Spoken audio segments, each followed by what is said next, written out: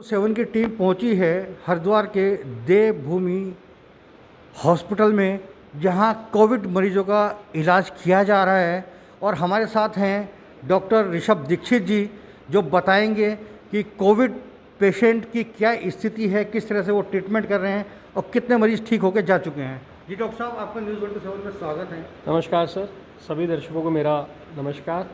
हम लोग Covid care centre पिछले कुछ दिनों से चला रहे हैं और डेली हम 3, 4, 5 मरीजों की छुट्टी कर ही रहे हैं। 20 से 25 बेड की ऑक्यूपेंसी हमारी है, जिसमें 5 आईसीयू बेड हैं, 3 एचडीयू बेड्स हैं, 5 प्राइवेट रूम्स हैं और जनरल वार्ड में भी 3-4 ऑक्सीजन वाले बेड्स हैं और 3-4 नॉन ऑक्सीजन वाले बेड्स भी हैं। सुकुशल हम लोग सबका इलाज कर रहे हैं। ऑब्वियसली बीमारी बहुत बुरी है, आईसीयू वाले पेशेंट्स की हालत भी ख़राब है, डॉक्टर्स की ख़राब है, स्टाफ्स की ख़राब है, स्वीपर्स की ख़राब है। आप देख ही सकते हैं, सारा पूरी टीम अपने पूरी दमखम से लगी हुई है मरीजों की सेवा करने के लिए। और ये मैं बताना चाहूँ कि हमारा डिस्चार्ज रेट और सक्सेस रेट टचवुड भगवान की दया से बहुत अच्छा है। बट कोविड ऐसी बीमारी है जिसकी ऑब्वियसली कोई स्पेसिफिक मेडिसिन नहीं है ना। एंटीवायरल्स हम दे रहे हैं, स्टेरॉइड्स हम दे रहे हैं, एंटीबायोटिक्स हम दे रहे हैं, बट डेली हम बस कामयाब ऐसे हैं कि हम 2-4 पेशेंट्स की रोज़ छुट्टी करके नए एडमिशन्स ले लेते हैं। बाकी गंगा मैया की कृपा सब पे बनी रहे, यही मैं चाहूँगा। और आप भी। डॉक्टर साहब, एक सबसे महत्वपूर्ण सवाल ये है कि कोविड पेशेंट जब आता है तो उसमें एक डर का भाव होता है, तो अब उसको किस तरह से दूर करते हैं? सर, सुबह सुबह ओम भूर्भुवस्व, जय गंगा मैया भजन, जो हर धर्म के हैं उनके भगवान को, ईश्वर को, अल्लाह को, वाहिगुरु जी को, सबको याद करते हैं। एक पॉजिटिव एटमॉस्फेयर चाहिए ही चाहिए। ऑब्वियसली जो भी मरीज़ आज की डेट में एडमिट हो रहा है, मैं कहना नहीं चाहूँगा सब अपनी लापरवाही की वजह से हो रहे हैं, क्योंकि शुरू की खांसी को वो नॉर्मल वायरल समझ लेते हैं, डॉक्टर से कंसल्ट करते नहीं हैं, और फिर जब स्थिति बिगड़ती है 2nd वीक में या फिर 3rd वीक में, जब उनका SpO2 फॉल होता है, तब वो इधर उधर बेड ढूंढ रहे हैं। जो भी मरीज़ टाइमली डॉक्टर के पास आ जाए तो उसको हॉस्पिटल में एडमिट होने की ज़रूरत 98% पड़ेगी ही नहीं।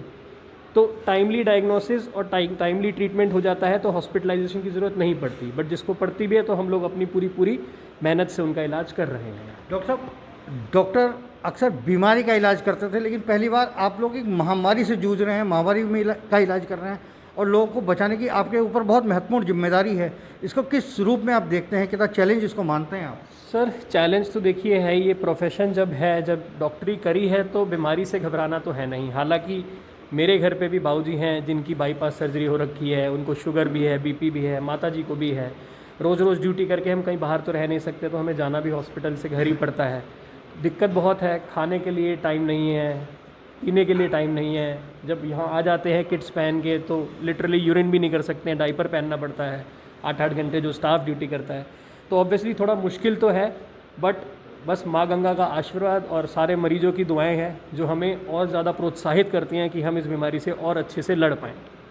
थैंक यू डॉक्टर साहब। मरीजों को दिखाएंगे जिन्होंने स्वास्थ्य लाभ लिया है और कोविड पेशेंट हैं वो ठीक हुए हैं। आइए हम वार्ड में चलते हैं, भैया से बात करते हैं। भैया नमस्कार, आपका शुभ नाम? ऋषभ। ऋषभ जी, आपको क्या हुआ था? इसमें जो कोविड के सिम्टम आए थे तो काफ़ी प्रॉब्लम हो रही थी ब्रीदिंग के अंदर भी, और डॉक्टर साहब का बहुत सपोर्ट रहा और हॉस्पिटल का कर्मचारियों का बहुत सपोर्ट रहा, तो जिसकी वजह से मैं ठीक हो गया जल्दी। तो जब आपको कोविड हुआ तो आपके मन में क्या भाव था, किस तरह का डर था, किस तरह की भावनाएं थी? डर तो थोड़ा सा उस टाइम अनईजीनेस फील हो रही थी, डर तो नहीं था, अनईजीनेस थी, और ये लग रहा था कि किसी अच्छे हॉस्पिटल में पहुँच जाऊँ जहाँ अपना ट्रीटमेंट करवा लूँ। आप लोग टाइमली यहाँ आ गए थे? हाँ, जब आया तो काफ़ी सपोर्ट रहा, स्टार्टिंग से हॉस्पिटल का काफ़ी सपोर्ट है। तो अभी आप कैसा महसूस कर रहे हैं? आज बढ़िया। आपकी छुट्टी होने वाली है, डिस्चार्ज होने वाले हैं। बढ़िया। आप क्या मैसेज देना चाहेंगे जनता को जो कोविड में तो है? घबराने की ज़रूरत नहीं है, अपना टाइम से ट्रीटमेंट करवाइए आके। लेकिन मास्क तो और- आपने अभी भी नहीं लगाया।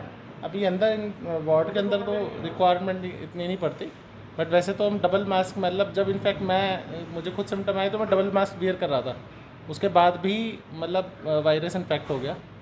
तो मैं यही कहूँगा कि बहुत प्रिकॉशन बहुत इंपॉर्टेंट है। कैसा अनुभव आपका रहा कोविड को लेके? आप क्या मैसेज देना चाहेंगे अपनी पब्लिक से कि कोविड से कैसे सावधान रहें, कैसे? सेफ्टी इज़ इम्पॉर्टेंट, सबसे इम्पॉर्टेंट है सेफ्टी।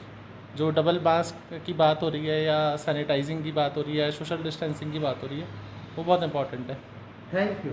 आप थे हमारे साथ, उन्होंने बताया कि आप मास्क, डबल मास्क लगाइए, सैनिटाइजेशन कीजिए और सोशल डिस्टेंसिंग का पालन कीजिए। कोरोना इतना खतरनाक नहीं है जितना सब लोग मानते हैं। वो एक महामारी है और इसे बचने का रास्ता भी हमारे पास अपने पास है। धन्यवाद।